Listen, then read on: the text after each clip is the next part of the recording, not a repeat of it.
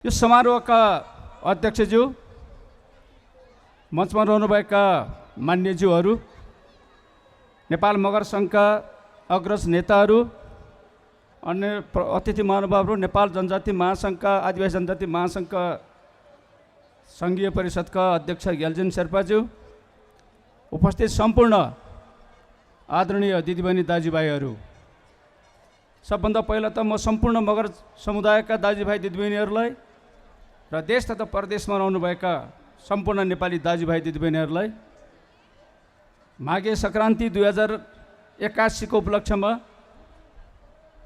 नेपाल सरकारका सम्माननीय प्रधानमन्त्री केपी शर्मा ओलीको तर्फबाट, सिङ्गो नेपाल सरकारको तर्फबाट र मेरो व्यक्तिगत तर्फबाट यहाँहरू सबैलाई म हार्दिक शुभकामना व्यक्त गर्न चाहन्छु। तपाईँहरूको सुस्वास्थ्य, प्रगति, विकास र समुन्नतिको पनि शुभकामना व्यक्त गर्न चाहन्छु। अहिले हामी असाध्यै खुसियालीमा छौँ र सम्पूर्ण आदिवासी जनजाति साथीहरूले बुझ्नुपर्छ हाम्रो चाहिँ समस्या अझै पनि समाधान भएको छैन भनेर।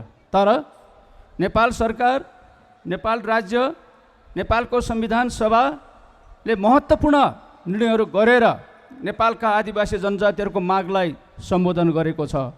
नेपाल बहुधार्मिक मुलुक भएको हुनाले हाम्रो संविधानमा धर्मनिरपेक्ष राज्यको घोषणा व्यवस्था गरियो। नेपाल बहुजातीय बहुसांस्कृतिक मुलुक भएको हुनाले सबै संस्कृतिका आफ्ना आफ्ना जातिका संस्कृतिहरूलाई राष्ट्रले सम्मान गर्यो। माघे सङ्क्रान्तिको कुरा, पुसे 15 को कुरा, सोनाम लोसारको कुरा, ग्याल्बो लोसारको कुरा, किराँत समुदायको उँधौली उभौलीको कुरा, बकरत ईदको कुरा होला, या हामी ठुला हाम्रा राष्ट्रिय चाडहरू छन्, त्यो सबैलाई सम्मान गरेर सार्वजनिक बिदा दिएर यो हाम्रो सम्पूर्ण जात जातिको सम्मान यो राज्यले गरेको छ।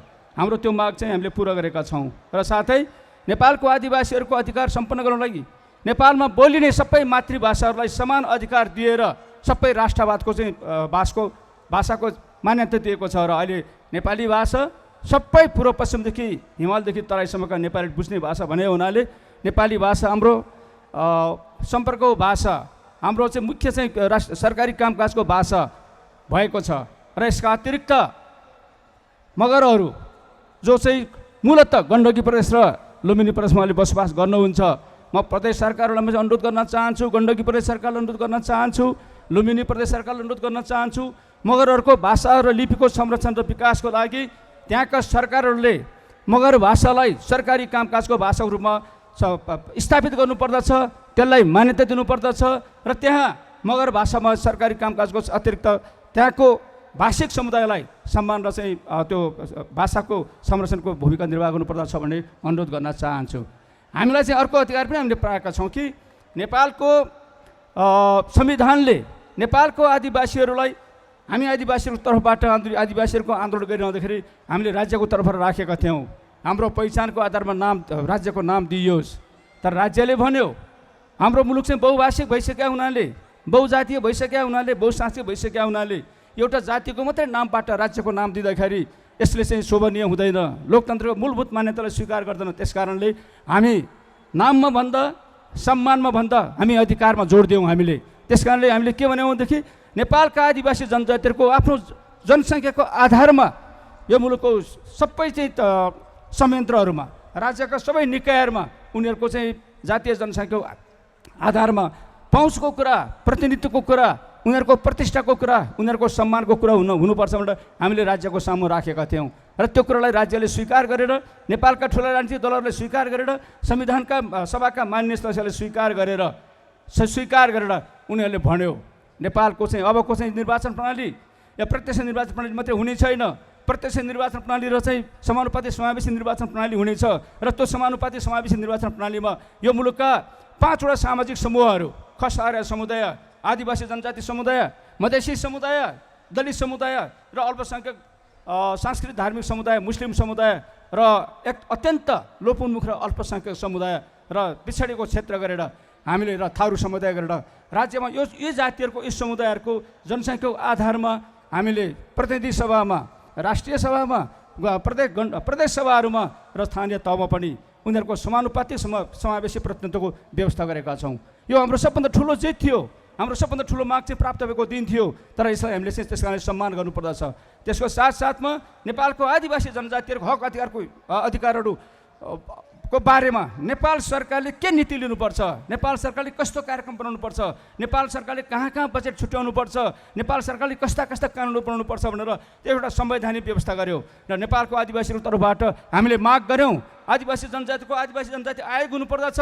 आज नेपाल सरकारले स्वीकार गरेर नेपालमा चाहिँ आदिवासी जनजाति आयोग बनाएको छ, दलितको हक अधिकारलाई दलित आयोग बनाएको छ, थारू आयोग बनाएको छ, मधेसी आयोग बनाएको छ, समावेशी आयोग बनाएको छ, महिला आयोग बनाएको छ। सबै समुदायको आयोग गठन गरेर सबै समुदायको मागहरू पुरा गर्ने कुरामा उनीहरूको बारेमा चाहिँ सही नीति निर्माण गर्ने कुरामा, बजेट छुट्याउने कुरामा, कार्यक्रम ल्याउने कुरामा नेपाल सरकारले संविधान सभाबाट यो चाहिँ नेपालको संविधान सभाले यो संविधानमा हाम्रो संविधान यी कुराहरूको प्रत्याभूति गरेर मुलुक चाहिँ साँच्चै नै बहुसांस्कृतिक, साँच्चै नै बहुभाषिक, साँच्चै नै बहुधार्मिक, साँच्चै नै बहुजातीय भन्ने कुरा स्वीकार गरेर र यति कुरा मात्रै होइन, नेपाल भौगोलिक रूपमा विविधता समाज छ भनेर त्यो कुरालाई पनि स्वीकार गरेर अहिलेको नेपालको संविधान नेपाल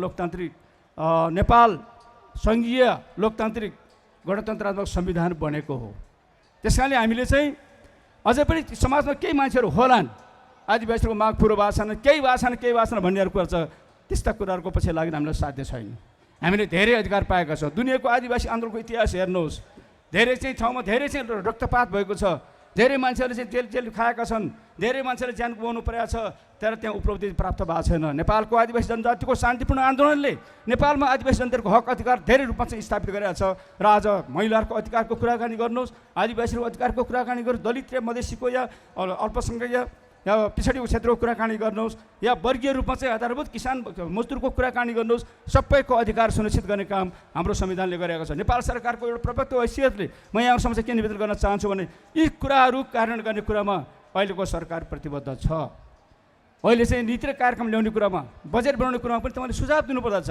र आदिवासी जनजातिको यी यावत कुराहरू, नीतिगत कुरा बाहेक अरू भाषाको संरक्षणको कुरा होला, उनीहरूको पेसा व्यवसायको कुरा होला, उनीहरूलाई निजामतीमा या सेना प्रहरीमा उनीहरूलाई चाहिँ भर्ना गराउने कुरामा, वातावरण निर्माण गर्ने कुरामा होला, नेपाल आदिवासी जनजाति उत्थान राष्ट्रिय प्रतिष्ठान गठन भएको छ, त्यो सञ्चालनमा छ। अहिले भर्खर आदिवासी जनता उत्थान राष्ट्रिय परिषदको प्रतिष्ठानको उपाध्यक्षले तपाईँले सम्बोधन गरेर जानुभयो। त्यसैले आदिवासी जनताको हक अधिकारलाई नेपाल सरकारले राम्रै व्यवस्था गरेको छ भन्ने मलाई लाग्दछ। त्यस कारणले आदिवासी जनजातिहरू अब हामी राज्यले छुट्याएको दिएको यो सुविधा, यो सहुलियत, यो अधिकार प्रयोग गरेर आदिवासी जनताको उत्थानमा लाग्नुपर्दछ। म मगर समुदायका दाजुभाइ दिदीबहिनी भन्न चाहन्छु, अहिले पनि नेपालको निजामतीमा हेर्ने हो भने, अहिले पनि नेपालको प्रहरीमा हेर्ने हो भने, अहिले पनि नेपालको सशस्त्र प्रहरीमा हेर्ने हो भने, नेपाली सेनामा हेर्ने हो भने मगरहरूको चाहिँ प्रतिनिधित्व कमजोर नै छ देखिन्छ।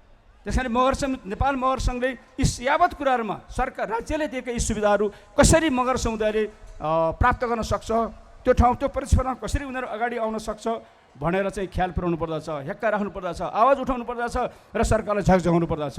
किनभने म के अनुरोध गर्न चाहन्छु भने मगर जाति नेपालको सबभन्दा ठुलो जाति, आदिवासी जनजातिको सबभन्दा ठुलो जाति, धेरै जनसङ्ख्या भएको जाति, प्रथम शहीद उत्पादन गरेको जाति र नेपालको एकीकरणमा पृथ्वीनारायण शाहको सेनामा बसेर नेपालका आदिवासी मगर जातिहरूले, नेपालको गुरुङहरूले, नेपालका क्षेत्रीहरूले यो एकीकरणको अभियानमा पृथ्वीनारायण शाहको सेनाको प्रमुख अङ्ग भएर नेपालको एकीकरणमा महत्त्वपूर्ण भूमिका निर्वाह गरेको कुरा राज्यले भुल्नु हुँदैन, नेपालीले भुल्नु हुँदैन, हामी कसैले पनि भुल्नु हुँदैन। त्यति मात्र होइन, मगरहरूको सोझोपन, मगरहरूको लडाकुपन, मगरहरूको पराक्रम, उनीहरूको यस्तो कारणले गर्दाखेरि प्रथम विश्वयुद्ध र दोस्रो विश्वयुद्धमा मगर जातिका थुप्रै मान्छेहरूले धेरै नाम कमाए, धेरै चाहिँ वीर चक्र प्राप्त गरे उनीहरूले। त्यही लिगेसीबाट, त्यही लेखिएलाई समातेर धेरै नेपालका चाहिँ आदिवासी जनजाति दाजुभाइहरूले ब्रिटिस सेनामा चाहिँ उनीहरूले चाहिँ आफ्नो जागिर पाए, भारतीय सेनामा जागिर पाए, धेरै चाहिँ राम्रो जागिर पाए उनीहरूले। तर त्यहाँ आज त्यो परिस्थिति बदलिएको छ।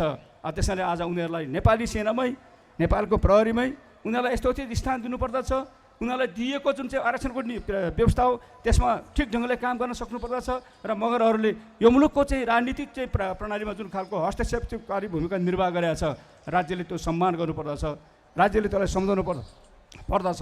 आदरणीय दाजुभाइ दिदीबहिनी, अघि यहाँ भाषण गर्ने कुरामा हाम्रो आदिवासी जनजाति महासङ्घको अध्यक्षले के प्रश्नहरू राख्नु भएको छ, म त्यसको बारेमा केही कुरा भन्न चाहन्छु। हिजो अस्ति मात्रै नेपाल सरकारले 4वटा अध्यादेश जारी गर्छ, सभामुख राष्ट्रपति समक्ष सिफारिस गरेर राष्ट्रपति सम्माननीय राष्ट्रपति महोदयले ती अध्यादेशहरू अनुमोदन गर्नुभएको छ। ती अध्यादेशहरू हाम्रो आजको चाहिँ अर्थतन्त्रको तहस नहस भएको स्थिति, अहिले पनि हाम्रो अर्थतन्त्र हामीले चाहेको जस्तो स्थितिमा चाहिँ बौरिन सकेका छैन। भलै हामीले कमाउ भएको अर्थतन्त्र हामीले चाहिँ अहिले आइसियुमा ल्याएका छौँ। अब आइसियुबाट हामी त्यसलाई चाहिँ बाहिर ल्याउन चाहन्छौँ। त्यसका लागि केही नीतिगत अवरोधहरू थिए, केही चाहिँ समस्याहरू थिए। हाम्रा 11वटा कानुनहरू त्यस्ता कानुन छन् जसले हाम्रो अर्थतन्त्रको सुधारमा, यो मुलुकमा लगानी गर्नको लागि, यो मुलुकमा उद्योग सञ्चालन गर्नको लागि, यो मुलुकमा व्यवसाय गर्नको लागि अवरोध सिर्जना गरेका थियो। हामीले चाहिँ चाहेर पनि धेरै चाहिँ चाँडैभन्दा चाँडै यसको उत्थान गर्न सकेनौँ, यो अर्थतन्त्रलाई तङ्ग्राउने काम गर्न सकेका छन्। त्यसकारणले म अनुरोध गर्न चाहन्छु, आर्थिक तथा व्यावसायिक वातावरण सुधार तथा लगानी अभिवृद्धि सम्बन्धी 11वटा पुराना नेपाल चाहिँ केही नेपालका ऐनहरूलाई संशोधन गरेर एउटा अध्यादेश जारी गरेका छौँ हामीले। अब त्यसले गर्दाखेरि लगानीको अभिवृद्धि हुने कुरा, त्यसले गर्दाखेरि हाम्रो उद्योगमा, हाम्रो व्यवसायमा काम गरेका साथीहरूको, काम गरेका उद्यमी व्यवसायीहरूले सहुलियत पाउने कुरा, उनीहरूलाई काममा सहज हुने कुरा, उनीहरूको काममा अप्ठ्यारो भइरहेका सबै कुरालाई हटाएर अत्यन्त सरल ढङ्गले, छिटो छरितो न्याय पाउने ढङ्गले, छिटो छरितो त्यो चाहिँ ती उद्योग व्यवसायलाई सञ्चालन गर्ने ढङ्गले हामीले अध्यादेश जारी गरेर नयाँ कानुन ल्याएका छौँ। दोस्रो कुरा, नेपालको सार्वजनिक प्रशासनिक सेवा अहिले पनि असाध्यै चाहिँ धेरै ढिला सुस्ती, असाध्यै धेरै भ्रष्टाचार केन्द्रित भएको छ र हामीले काम पाउँदैन। त्यस कारणले नेपाल सरकारले भन्यो सुशासन प्रवर्धन र सार्वजनिक सेवालाई प्रभावकारी बनाउनको लागि नेपालका विद्यमान 13वटा ऐनहरू, 13वटा कानुनहरूलाई समायोजन गरेर तिनीहरूलाई संशोधन गरेर हामीले अर्को अध्यादेश जारी गरेका छौँ। त्यसैले त्यो अध्यादेशले के भन्छ भने अब उपरान्त तपाईँले सिडिओ कार्यालयमा जानुभयो, तपाईँ कुनै मन्त्रालयमा पुग्नुभयो, तपाईँ कुनै विभागमा पुग्नुभयो, तपाईँ कुनै अरू चाहिँ सरकारी कार्यालयमा पुग्नुभयो भने त्यहाँका अधिकारीले, त्यहाँको चाहिँ व्यक्तिले, सरकारवाला व्यक्तिले 7 दिनभित्र तपाईँको समस्या समाधान गरेन भने उसले समस्या समाधान गर्न नसक्नुको कारण सरकारलाई बुझाउनुपर्छ।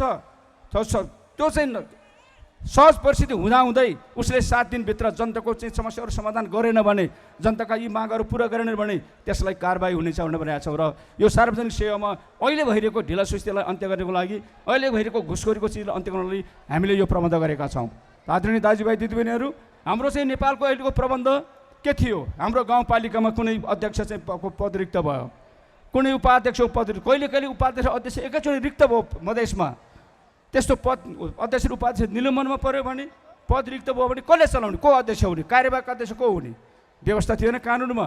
जनताले धेरै दुःख पाए। 1-2 वर्षसम्म शासन चलेन, त्यहाँ प्रशासन चलेन, बजेट आएन। त्यस कारण त्यो समस्या समाधान गर्नको लागि हामीले भन्यौँ अब गाउँपालिकामा अध्यक्ष र उपाध्यक्ष दुवै निलम्बनमा परे वा कुनै कारणले दुईटैको पद रिक्त भयो भने त्यस्तो बेलामा गाउँ कार्यपालिकाका सदस्यहरूले आफूमध्येबाट जुन चाहिँ मान्छेलाई निर्वाचित गर्छ त्यसले ती व्यक्तिले त्यो कायम मुकाम चाहिँ कार्यवाहक अध्यक्ष भएर काम चलाउनेछ।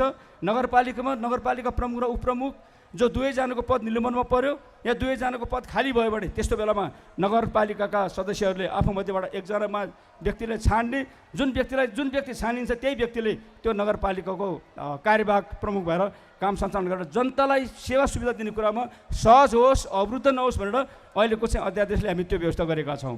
आदरणीय दाजुभाइ दिदीबहिनीहरू, त्यस कारणले अब म अर्को चाहिँ के भन्न चाहन्छु भने अर्थतन्त्रलाई अझ सुदृढ गर्नको लागि आर्थिक कार्यविधि ऐनलाई हामीले चाहिँ संशोधन गरेका अध्यादेश ल्याएका छौँ। त्यसलाई संशोधन गरेर र चाहिँ तपाईँको निजीकरण सम्बन्धी ऐनलाई चाहिँ सुधार गरेर हामीले ल्याएका छौँ। र युवा साथीहरू हुनुहुन्छ धेरै, अहिले आइटी सेक्टरमा व्यवसाय सञ्चालन गरिरहेका आइटी सेक्टरका विज्ञानलाई म भन्न चाहन्छु, आइटीका चाहिँ व्यवसायीहरूलाई म भन्न चाहन्छु कि तपाईँहरूको यो मुलुकमा आइटीको व्यवसाय सञ्चालन गर्दै हुनुहुन्छ भने तपाईँले विदेशमा पनि आफ्नो कार्यालय खोल्न सक्नुहुन्छ, ताकि तपाईँहरूले विदेशमा तपाईँहरूको चाहिँ व्यवसायसँग सम्बन्धित कुनै चिजमा तपाईँले प्रतिस्पर्धा गर्नु पऱ्यो भने प्रतिस्पर्धा गर्न पाउनुहुन्छ, विदेशमा व्यवसाय गर्न पाउनुहुन्छ, विदेशमा पैसा कमाउन पाउनुहुन्छ र त्यो पैसा नेपालमा सजिलोसँग ल्याउनु पाउने व्यवस्था हामीले गरेका छौँ। यसले गर्दाखेरि थुप्रै आइटी व्यवसायहरूको व्यवस्थापन गर्ने कुरा, उनीहरूलाई चाहिँ तपाईँको काम गर्न सजिलो बनाउने कुरा हामीले गरेका छौँ। आदरणीय दाजुभाइहरू, यति कुरा राखेर धेरै मान्छेहरूको मनमा होला के प्रचार पनि होला कि अध्यादेश किन ल्याएको, अब चाहिँ संसद चल्ने बेलामा हामीलाई के भयो भनेदेखि अध्यादेश हामीले रहरले ल्याएको होइन, हाम्रो आवश्यकताले।